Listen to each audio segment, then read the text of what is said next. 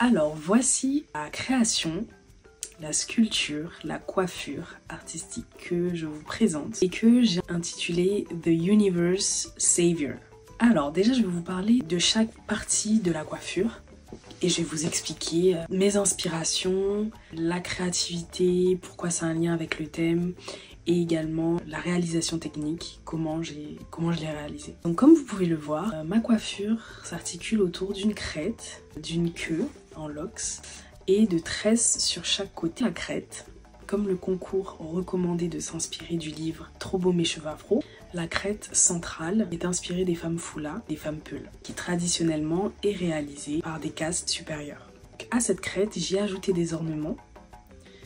Donc, ce sont des petits picots dorés qui me font penser à la fois à une arme, comme les extrémités d'une lance. Donc, ces picots comme une protection qu'un soldat également pourrait avoir, que ce soit pour se défendre ou pour attaquer. Le titre de ma coiffure, c'est The Universe Savior.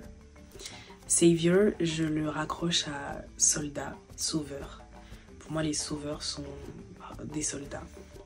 Et pourquoi j'ai fait une crête? Non seulement par rapport au livre, mais aussi par rapport au fait que, pour moi, les crêtes, que ce soit un fro hawk, que ce soit on rase sur les côtés, on fait une crête, ou que ce soit une sculpture en crête, les crêtes donnent quand même un effet de puissance. Je tire mes traits et du coup cet effet de puissance qu'apporte la crête, je trouvais ça matché avec le fait que The Universe Savior, une femme soldat. Comment j'ai réalisé cette crête? Ma modèle, Abby, m'avait transmis la mesure en fait de son crâne, du front jusqu'à l'arrière de la nuque, ce qui m'a permis d'avoir déjà une petite mesure parce qu'elle n'était pas sur place, j'ai pas pu prendre directement et puis faire à partir de sa tête, donc j'ai fait à distance. Ensuite à partir de ça avec un fil de fer bien épais, j'ai également essayé sur ma tête pour avoir un aperçu de ce que ça donnait. Ensuite j'ai enroulé des mèches synthétiques, donc des expressions lisses tout autour. J'ai d'abord fait ça pour ne pas qu'il y ait un effet transparent et pour qu'il y ait une sous-couche qui consolide la sculpture. Donc ces mèches là je les ai collées au pistolet à colle. Et j'ai ajouté des mèches kinky, donc effet cheveux afro, cheveux crépus par dessus. Donc ça c'était à la laque et au sèche-cheveux.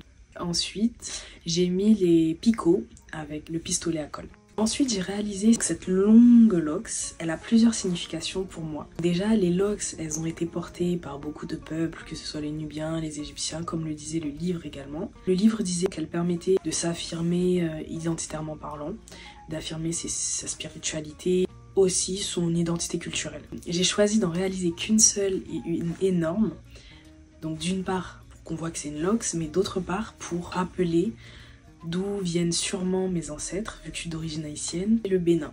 Alors pourquoi le Bénin? Le lien. Peut-être je suis partie loin, mais Bénin, terre du Vaudoun. Une des divinités du Vaudoun, c'est le serpent, le python plus précisément, python royal. Dans la spiritualité vaudoune, c'est une divinité qui protège. Et du coup, au vu de mon titre The Universe Savior, un sauveur, c'est censé être quelqu'un qui va protéger. Et du coup, je me suis dit, ah ben ça match totalement de représenter le serpent sous forme d'une locks, locks identité culturelle, mais aussi locks qui représente le serpent de une divinité vaudoune, le python. Alors, la réalisation technique de cette queue, de ce serpent, de ce python raccroché à la crête, c'était une tresse avec des mèches expression lisse, auquel j'ai tourné autour de la tresse avec des mèches kinky pour donner cet effet bien gonflé, bien épais.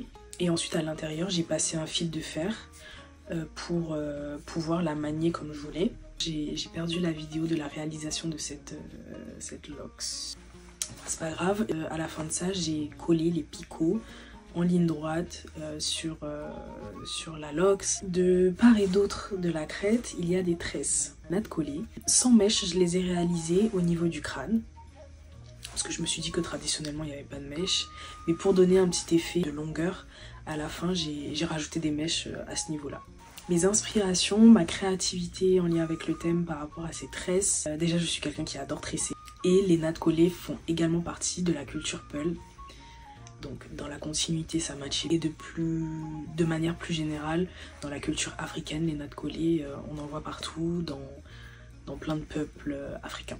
Aussi, dans le livre Trop beau mes cheveux afro, il est rappelé que les tresses, les cornrows, les cannes roses étaient utilisées comme moyen pour s'échapper des champs de canne, des champs de maïs, d'où leur nom corn rose, mais aussi manière stratégique de cacher des graines dans les cheveux en tressant les cheveux avec des graines de riz par exemple.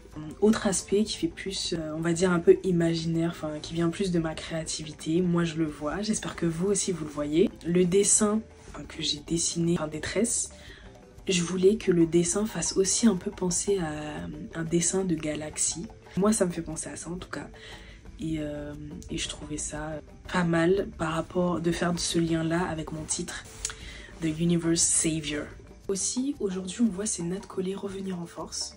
On les appelle les freestyle braids ou les freestyle cornrows.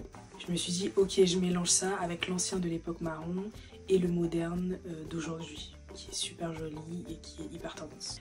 Pour ce qui est du maquillage, le maquillage a été réalisé par la modèle, donc on est resté sur quelque chose de simple et traditionnel. Donc c'était les lèvres noires et le trait noir sur le menton, enfin tout comme le fait le peuple Peul de manière traditionnelle. Au niveau des accessoires, donc j'ai utilisé tout ce qui était bijoux, picots dorés, couleur or pour rappeler que, enfin déjà l'or c'est une matière très présente, ça représente la richesse, ça représente la puissance de ces sociétés là. Au niveau du vêtement que porte ma modèle Abby, il s'agit d'un tissu qui vient du Mali, c'est du Bogolan et c'est un tissu que j'ai chopé dans la boutique Taran d'Indé, je crois que ça se dit comme ça. Et Mama, la créatrice de cette boutique, m'avait expliqué que c'était un tissu qui avait une grande signification, qui était sorti pour les grandes occasions, qui avait une importance de par aussi les coris et qu'on l'utilisait aussi pour les cérémonies de mariage pour souhaiter richesse, abondance, puissance au mari. L'attache de ce tissu, pourquoi je l'ai attaché comme ça sur ma modèle? Pour rappeler Tassi Angbe, c'était première reine du royaume de Dahomey et c'était également la fondatrice du corps militaire féminin. Vaincre ou mourir, c'était vraiment leur devise et je trouve que c'est hyper fort comme devise et qu'elle serait parfaite pour mon personnage, pour ma Universe Savior. Enfin, je termine sur ça. Le photographe a exposé ses idées par rapport à la mise en scène. L'arrière-plan blanc avec un effet brillant a été choisi pour vraiment contraster avec la peau de la modèle, la peau ébène, magnifique. Le tissu qui est foncé, la coiffure qui est foncée également. Donc ça faisait un beau contraste. On y a ajouté des touches de nature, donc des petites touches de feuillage pour simplement rappeler l'abondance et l'importance de la nature africaine. J'espère que ma coiffure vous a plu, que vous avez pu être sensible à pourquoi, comment, et toutes ces petites touches. Merci beaucoup de m'avoir écouté. Passez une excellente journée et à la prochaine. C'était Johanna pour Afro Air Comb. À vous l'antenne.